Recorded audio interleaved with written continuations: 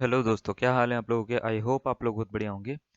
मैथस्तान official में आपका फिर से बहुत बहुत स्वागत है। और आज हम केवीएस टीजीटी मैथमेटिक्स के फ्री कोर्स में अर्थमेटिक प्रोग्रेशन का आज आपके लिए पार्ट 2 लेकर आए हैं। पार्ट 1 में हमने अर्थमेटिक प्रोग्रेशन के बारे में इसमें बता चुके हैं।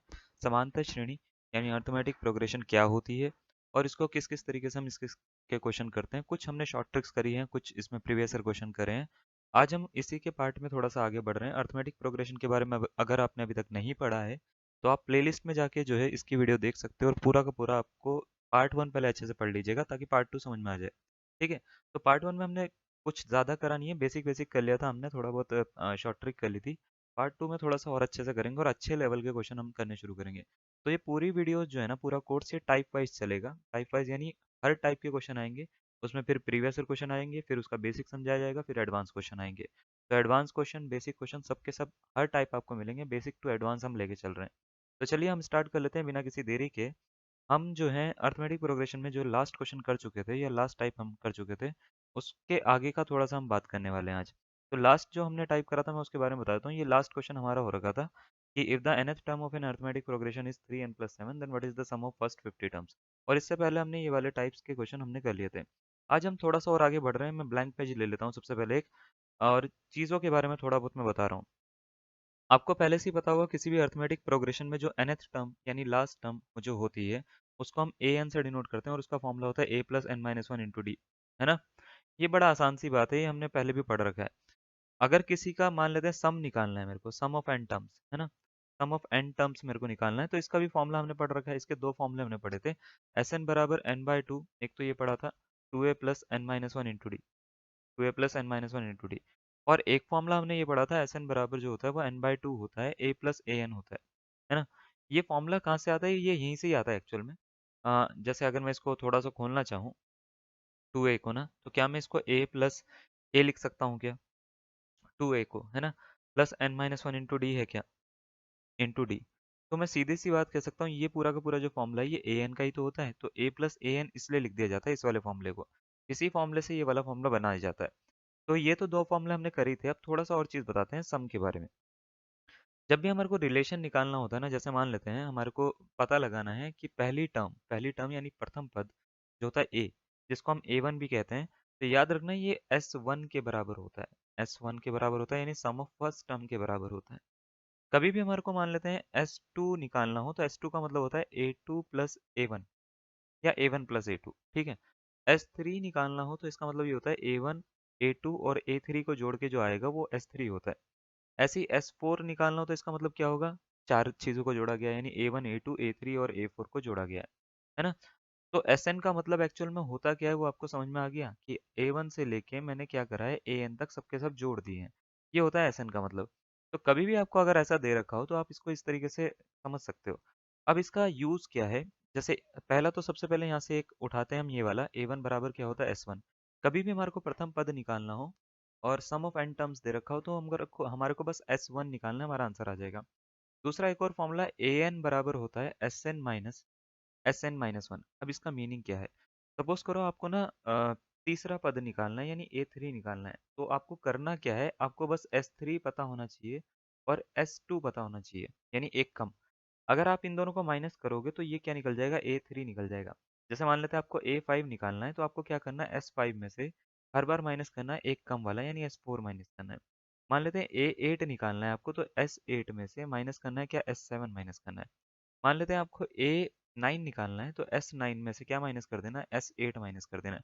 कहने का सेंस ये है, जो नंबर आपको निकालना है उसके सम में से एक कम माइनस आप कर दोगे हर बार। बात समझ में आ रही है? ठीक है। अब ये सब क्यों बता रहा हूँ, इसका कहाँ यूज़ है, तो एक क्वेश्चन मैं आपको करवाता हूँ, उसके बाद दूसरा जो है मैं आपको जो है करने के लिए दूंगा। आप इसको मेरे से पहले भी कर सकते हो, कोई दिक्कत वाली बात नहीं है ना। मेरे से पहले कर दोगे तो मेरे को ज़्यादा और अच्छा लगेगा। मेरे को लगेगा कि हाँ, आपका कॉन्सेप्ट जो है वो बहुत अच्छे बिल्डअप हो रखे हैं और आपको चीज़ें करने में बड़ी आसानी हो रही है। तो ये आपके लिए भी बहुत एक प्लस पॉइंट है। आपको ये बोला गया है if the sum of n terms of an arithmetic progression is 3n+7 then what is the common difference. ठीक है। अगर कोई अर्थमेटिक प्रोग्रेशन है उसका सम जो दे रखा है वो 3n+7 है, तो इसका कॉमन डिफरेंस यानी डी यानी सार्वंतर क्या होगा। ठीक है।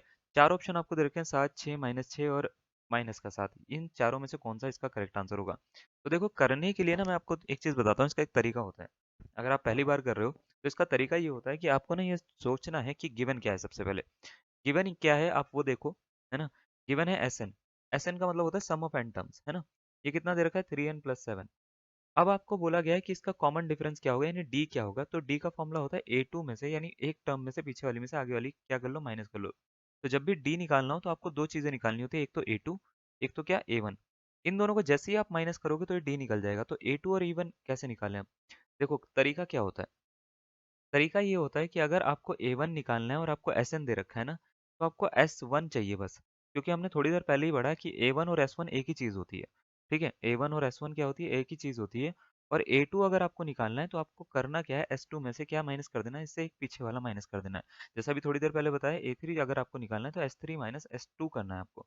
A2 निकालना है तो S2 माइनस S1 कर देना है आपको, और आपका आंसर बन जाएगा। तो आपको दो चीज़ें चाहिए, एक तो क्या चाहिए, एक तो S1 चाहिए और एक क्या चाहिए, S2 चाहिए। इसको समीकरण है कि यानी इक्वेशन 1 मान लो, पर यहाँ पे n की जगह पे सबसे पहले ना 1 रख दो। तो 1 रखोगे तो ये क्या बन जाएगा, Sn था तो S1 बन जाएगा। 3 × n+1 +7 ऐसे बन जाएगा, 3 × 1 + 7। तो 3 और 7 कितना हो जाता है, 10 इसका आंसर हो जाएगा। क्या मैं ये बोल सकता हूँ कि यही A1 निकला है? तो आप बोलोगे हाँ सर, अभी आपने थोड़ी देर पहले बोला कि A1 बराबर S1 होता है। तो 3 और 7 जो हो गया वो 10 हो गया, है ना। तो 10 मतलब इसका मतलब ये हो गया पहला पद यानी प्रथम पद यानी फर्स्ट टर्म जो हो गई वो कितनी आ गई भाई, 10 आ गई, है ना। अब इसका बाद में n की जगह पे 2 रख दो, यहीं पर ही इक्वेशन फर्स्ट में, यानी इक्वेशन फर्स्ट में ही n की जगह पे क्या रख दो, 2 रख दो। 2 रखोगे तो S2 बराबर हो जाएगा 3 × 2 + 7। कोड मास पढ़ा है भाई, पहले क्या करते हैं, पहले हम ऐड करते हैं या मल्टीप्लाई करते हैं? तो आप बोलोगे सर मल्टीप्लाई करते हैं, मैथ्स के बच्चे हैं हम, है ना, इतना भी कॉमन चीज़ें मत पूछो। तो 7 और 6 कितना हो जाता है, 13 हो जाता है। तो चलिए भाई S2 भी आ गया। मुझे S2 चाहिए क्या, मुझे नहीं S2 नहीं चाहिए, मुझे D निकालने के लिए मुझे A2 चाहिए। तो A2 का फॉर्मूला होता है S2 minus S1। S2 minus S1 यानी 13 में से क्या माइनस कर दो, 10 माइनस कर दो, कितना मिलेगा, 3। 3 इसका आंसर मिल गया हमारे को। ये A2 मिला है। मुझे पूछा क्या है, मुझसे पूछा गया है कॉमन डिफरेंस। ठीक है, तो कॉमन डिफरेंस जो होता है ना, कॉमन डिफरेंस जो होता है वो क्या होता है, वो डी होता है। तो डी जो होता है वो होता है A2 माइनस A1। तो A2 में से A1 यानी 3 में से अगर मैं A1 यानी 10 माइनस करूंगा तो कितना मिलेगा? तो आप बोलोगे 3 में से 10 माइनस करोगे तो सर आपको -7 मिलेगा, और ये ऑप्शन नंबर डी इसका करेक्ट आंसर है। आई होप आपको समझ में आएगा कि करना क्या है। जब भी आपको सम दे रखा हो, जब भी आपको सम दे रखा हो तो अगर आपसे डी पूछा जाता है तो आपको A1 और A2 निकालना होता है। A1 और A2 निकालने का तरीका ये होता है, A1 निकालने के लिए S1 निकालना होता है, यानी n की जगह पे 1 डालना होता है। मैं पूरा डिटेल में करके दिखा रहा हूँ, डायरेक्ट भी करके देख सकते हो इसको। सीधा यहाँ पे 1 डालो S1 निकल गया, सीधा 2 डालो S2 निकल गया, दोनों को माइनस करो, ठीक है, A2 निकल जाएगा। A2 जैसे ही निकला A2 माइनस A1 करो, आपका आंसर खत्म। आई होप आपको ये समझ में आ गया होगा। क्योंकि इसके बाद में एक आपको क्वेश्चन देने वाला हूँ, बढ़िया सा क्वेश्चन है। क्वेश्चन में मैं वो नहीं पूछ रहा हूँ जो आपसे अभी पूछा मैंने, डिफरेंस नहीं पूछ रहा हूँ, मैं कुछ और पूछना चाह रहा हूँ। अब क्योंकि आपकी अंडरस्टैंडिंग बहुत अच्छी है, मैं ये मान के चलता हूँ, तो और मान के क्या चलता हूँ, है आपकी, है ना। तो आपको बोला है कि द फिफ्थ टर्म, एक एबी की पांचवी टर्म यानी पांचवा पद निकालो अगर इसकी एन टर्म्स का सम जो है वो क्या दे रखा हो, n² - 2n दे रखा हो। तो ये बताओ कि इसका पांचवा पद क्या होगा, यानी पूछा क्या है आपसे, A5 पूछा है भाई। समझ में आ रहे हो, पांचवा पद पूछा है कि ये क्या होगा। आपको क्या दे रखा है, Sn दे रखा है। Sn दे रखा है क्या, n² - 2n, ये दे रखा है आपको Sn।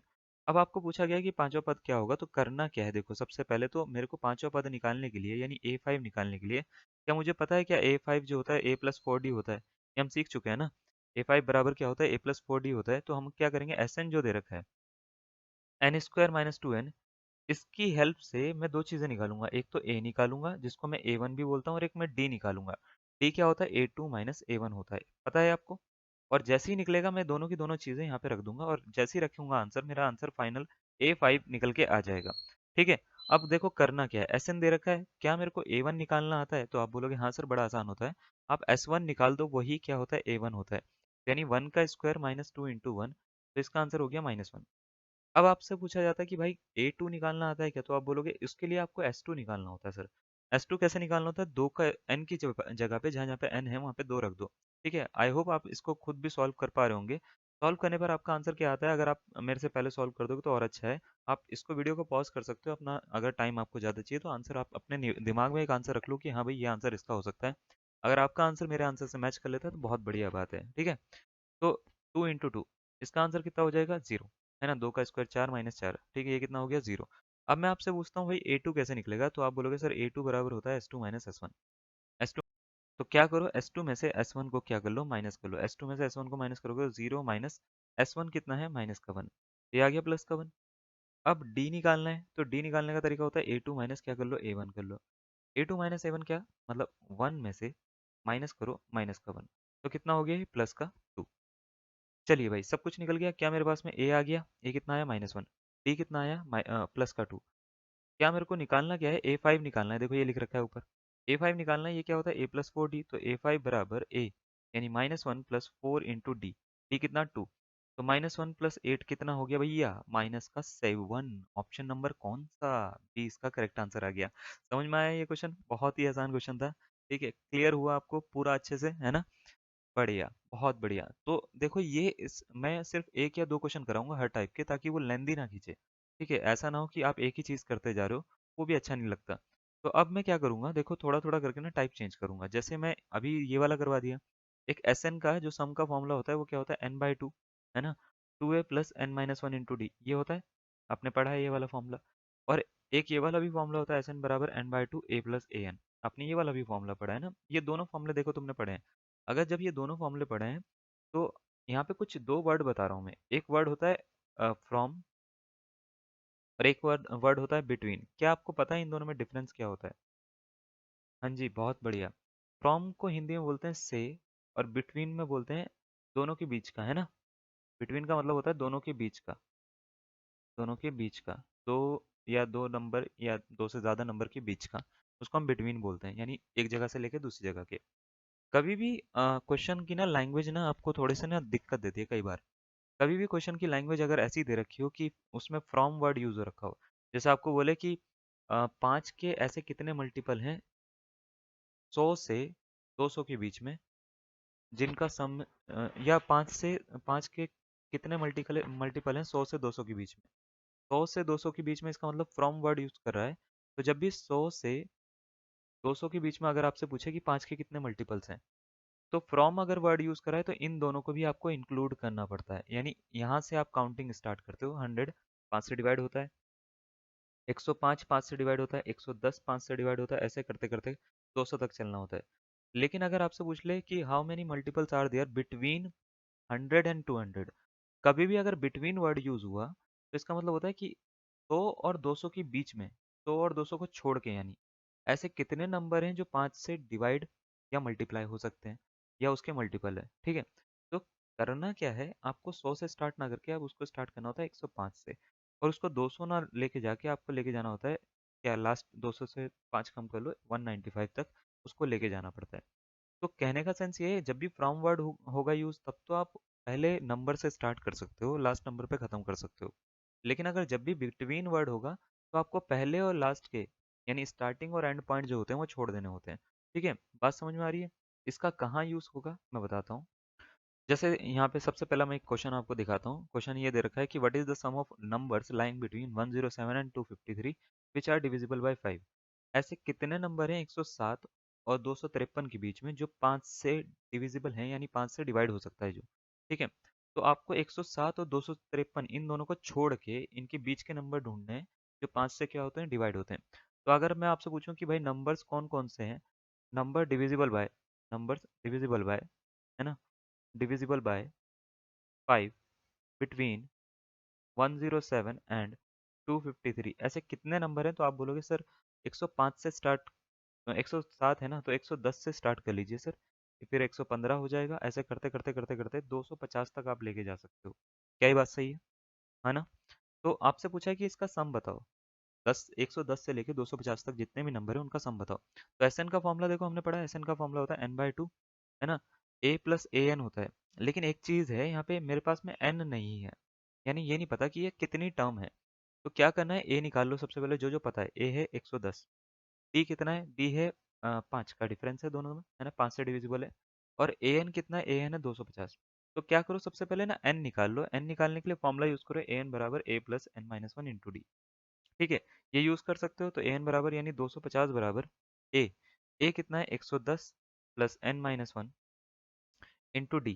ठीक है, तो मेरे से पहले भी आप इसको कर सकते हो। आप इसको करके ना अपने दिमाग में एक आंसर रख लो कि भाई आपका आंसर क्या आ रहा है। ठीक है, फिर मेरा आंसर से आप मैच करना और अगर आपका और मेरा आंसर मैच करता है तो ये बहुत बढ़िया बात है, फिर आप बोलोगे कि हाँ जी सर, हम भी बढ़िया हैं। ऐसी बात नहीं है। 110 क्या करो, अब क्या कर लो, 250 में से 110 क्या कर लो, माइनस कर लो, तो क्या मिल जाएगा, 150 मिल जाएगा। तो n-1 इंटू क्या हो जाएगा, 5 हो जाएगा। इससे करना ज़रा, 5 दूनी 10 हो जाएगा, 5 अठे 40 होता है शायद, है ना। तो n-1 इज इक्वल्स टू हो गया 28, तो n की वैल्यू कितनी होगी, 29। अब मेरे को निकालना क्या है, मुझे निकालना है एस एन। एस एन निकालना है। एस एन बराबर फॉर्मूला होता है n/2, है ना, a plus a n. Clear है। तो n/2, n/2 का मतलब 29/2। ए कितना, ए है भैया 110, प्लस ए एन कितना 250। टोटल मिला के कितना हो गया 29/2। 50 और 10 हो गया 60, और ये हो गया 360 हो गया भाई। तो 18 दूनी 36 होता है 180। तो 180 की 29 से मल्टीप्लाई कर दो आप। ठीक है। जितना भी आएगा वो इसका करेक्ट आंसर हो जाएगा। 180 की 29 से मल्टीप्लाई, चलो मैं करके देख लेता हूँ। 29 है और ये क्या है 180। 180 का मैं जीरो हटा देता हूँ थोड़ी थोड़ी देर के लिए। हाँ ठीक है, और ये 18 नम्मा। ठीक है, और 18 दूनी 36, नहीं 36,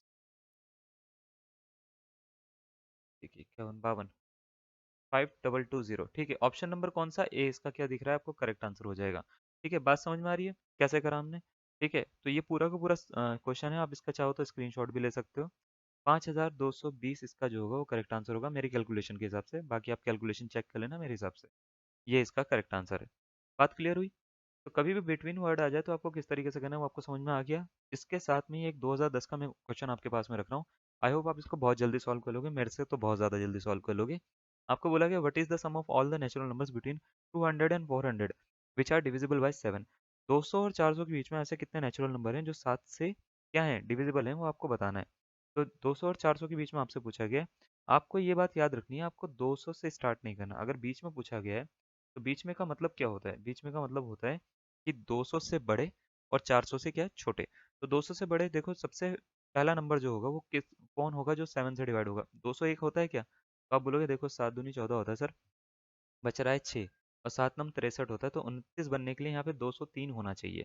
203 होना चाहिए, तो नंबर्स बिटवीन, है ना, 200 and 400 which are divisible by 7 कितने होंगे, सबसे पहले 203 होगा। अब 7 का गैप डाल दो इसमें, 210 हो जाएगा दूसरा नंबर, फिर 7 का गैप डाल दो, 217 हो जाएगा दूसरा नंबर।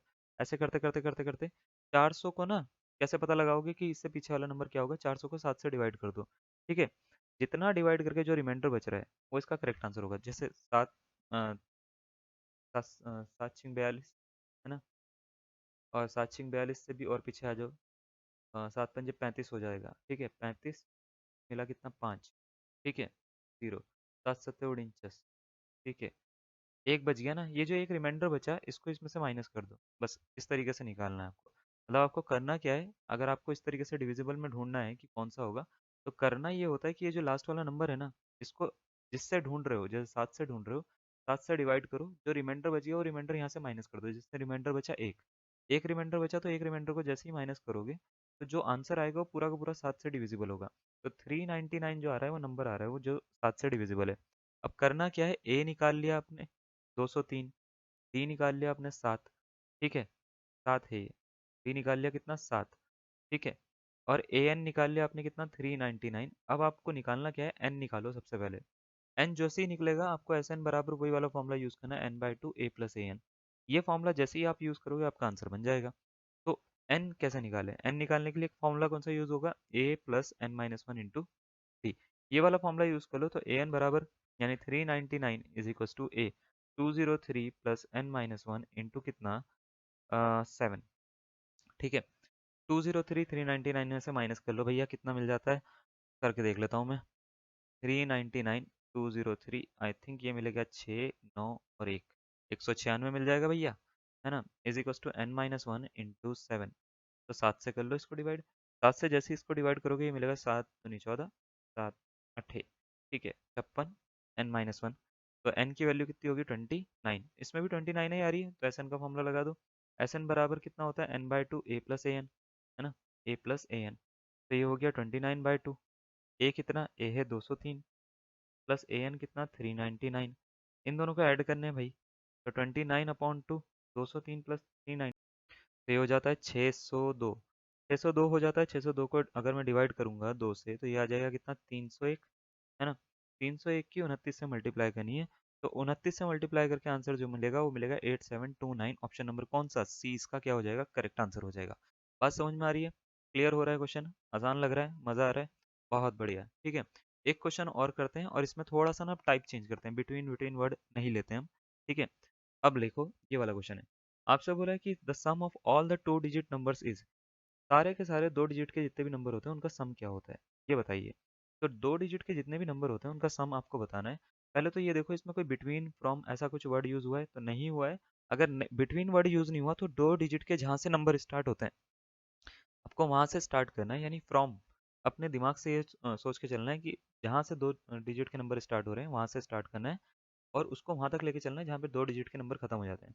तो 2 डिजिट के नंबर स्टार्ट कहाँ से होते हैं अगर मैं आपसे पूछूंगा, ठीक है, तो आप बोलोगे सर 2 डिजिट के जो नंबर होते हैं वो स्टार्ट होते हैं ऑड वाले, ऑड वाले, इवन वाले नहीं। ऑड वाले जो नंबर स्टार्ट होते हैं वो होते हैं 11 से, है ना। तो ऑड नंबर्स, ठीक है, कौन से वाले, 2 digit. 2 digit numbers, 2 digit odd numbers जो होते हैं वो होते हैं 11 से स्टार्ट। पहला ऑड नंबर जो होता है सबसे पहला 2 डिजिट का वो 11 होता है। उसके बाद कौन सा आता है, 12, 13, फिर क्या आएगा, 15 आएगा। और ऐसे करते करते करते करते लास्ट तक कहाँ तक जाएगा, तो आप बोलोगे 99 तक जाता है। 99 के बाद में 2 डिजिट के नंबर्स बनने शुरू बंद हो जाते हैं। अब मैं अगर आपसे पूछता हूँ ए कितना है, तो आप बोलोगे 11। डी कितना है, तो आप बोलोगे इसमें दो दो का डिफरेंस है, 11, 12, 13, 13, 14, 15, है ना। तो दो दो का डिफरेंस है। ए एन कितना है, तो आप बोलोगे सर 99 है। आपने एन निकाल लिया क्या, तो आप बोलोगे नहीं सर एन तो नहीं निकाला। एन नहीं निकाला तो फॉर्मूला कौन सा, ए एन बराबर A plus N minus one into D, है ना। तो ए एन बराबर यानी 99 इज इक्वल टू ए यानी 11 plus N minus one into कितना, 2। तो 99 में से 11 माइनस करोगे कितना, 88 is equal to n minus one into 2। 2 से कर दो, 44 आ जाएगा। 44 प्लस एक इज इक्वल टू एन हो जाएगा। तो एन की वैल्यू कितनी होगी, 45। एन जैसी 45 आया, मेरे को एस एन आता है क्या निकालना। एस एन बराबर होता है n/2। अब तक तो शायद आपको फॉर्मूला याद हो गया होगा, ए प्लस ए एन होता है। तो n/2, n/2 यानी 45/2। ए कितना, ए है भैया 11 और ए एन कितना है 99, ठीक है। 11 प्लस 99 कितना होता है, तो आप बोलोगे सर ये होता है 45/2, है ना, इंटू 9 और एक 10, 9 और एक 10 और एक 11, तो ये हो गया 110। इसको काट दो, 55 बार कट जाएगा। 55 गुणा 45, तो ये होता है 2475। ऑप्शन नंबर कौन सा, ए, इसका क्या हो जाएगा करेक्ट आंसर। आई होप आपने भी यही निकाला होगा। अगर आपको एक कॉन्सेप्ट क्लियर हुआ है कि हमने किस तरीके से करें, आज हमने कुछ क्वेश्चन इसके करवाए हैं, 2-3 कॉन्सेप्ट के ऊपर बात करिए। कॉन्सेप्ट अगर आपको क्लियर हुआ है तो वीडियो को लाइक करिए, शेयर करिए, और चैनल को सब्सक्राइब जरूर करिएगा। अपना सपोर्ट इसी तरीके से बनाए रखें। इसी तरह के आगे की कॉन्सेप्ट हम जो हैं इसी चैप्टर के लेकर आने वाले हैं आपके साथ में। और इसमें काफ़ी सारी चीज़ें बची गई हैं, जैसे लॉग के क्वेश्चन एपी में कैसे आते हैं, ठीक है। और इसके साथ ही इनफाइनाइट जो एपी है उसको फाइनाइट एपी में कैसे कन्वर्ट करते हैं वो हम सिखाएंगे। कुछ सीक्वेंस होते हैं, ऐसे होते हैं जो एपी नहीं दिखते लेकिन उनको एपी में कैसे कन्वर्ट करते हैं, जैसे यहाँ पे मैं आपको एक ये वाला क्वेश्चन दिखा रहा हूँ, ठीक है। इन सारे क्वेश्चंस को हम जो है नेक्स्ट वीडियो में सॉल्व करने वाले हैं। चलिए तब तक के लिए बने रहिए हमारे साथ में। धन्यवाद, थैंक यू।